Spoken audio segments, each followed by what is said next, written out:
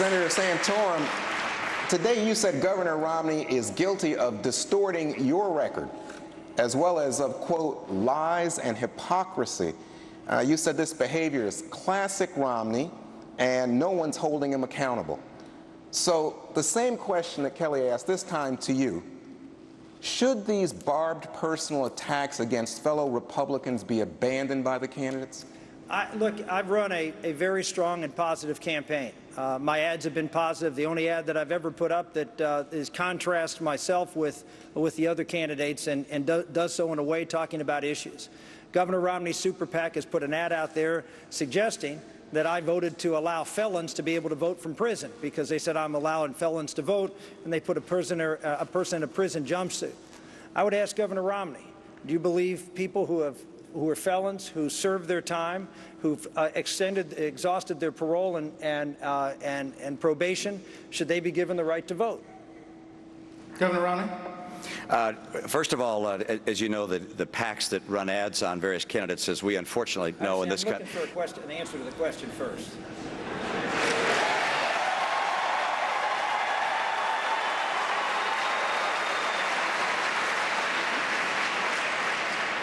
We have plenty of time. I'll get there. I'll do it in the order I want to do.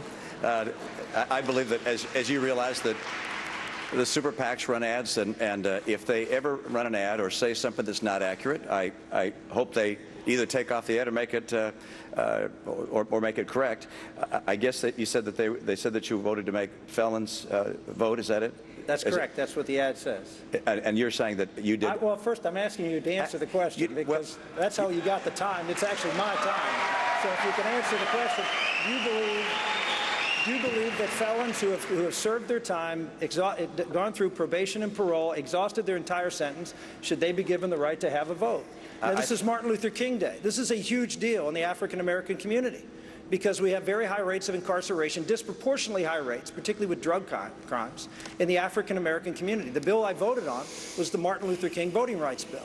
And this was a provision that said particularly targeted Africans-Americans, and I voted to allow them to have their voting rights back once they completed their sentence. Governor Romney, you have 30 seconds to respond. Yeah, I don't think people who've committed violent crimes should be allowed to vote again. That's my own view.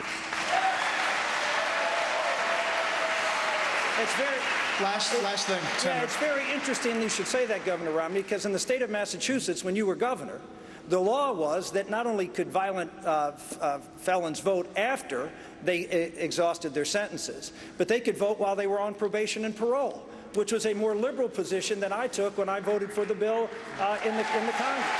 So, okay, if in fact, let me finish. If in fact you felt so passionately about this that you are now going to go out and have somebody criticize me for restoring voting rights to people who have exhausted their sentence and served their time and paid their debt to society, then why didn't you try to change that when you were governor of Massachusetts? Well, first of all, as governor of Massachusetts, I had an 85% Democratic legislature. This is something we discussed. My view was people who committed violent crimes should not be able to vote, even upon coming out of office. Secondly, I did not have a super PAC run an ad against you. That's, as you know, that's something which is completely out of the control of candidates. One of the things I decry in the current financial system that gets behind campaigns is that we have these voting requirements that put these super PACs in power that say things we disagree with. And I'll tell you, there have been some attacks on me. I mean, that have just been outrageous and completely inaccurate, and have been shown to be inaccurate. That's the nature of the process. I hope it ends. I hope it ends. We have a long debate. We have a lot of questions. What the governor said is he didn't propose anything to change that law, and what he's saying is that the ad that says that I said that, or I voted to allow felons to vote, is inaccurate, and it is inaccurate. And if I had something in the super PAC that was supporting me that was inaccurate, I would go out and say, stop it. That you're representing me and you're representing my campaign. Right. Stop it. Governor Perry, go ahead. Here's the issue, and this is a great example of the insiders that are having the conversation up here. And the fact of the matter is this. Washington, D.C. needs to leave the states alone and let the states decide these issues, and don't do it from Washington, D.C. That's what needs to happen. Governor Romney, a response to either one of those? I agree with Governor Perry. This should be decided at the state level. I also agree with Congressman Paul that a number of the positions that were described that Senator Santorum took were positions that were very different than the conservative views that he would suggest today. I think the decision on voting against right to work was a bad decision and was made, as he indicated, based upon the reflection of the people of the state he was representing. It's politics, if you will.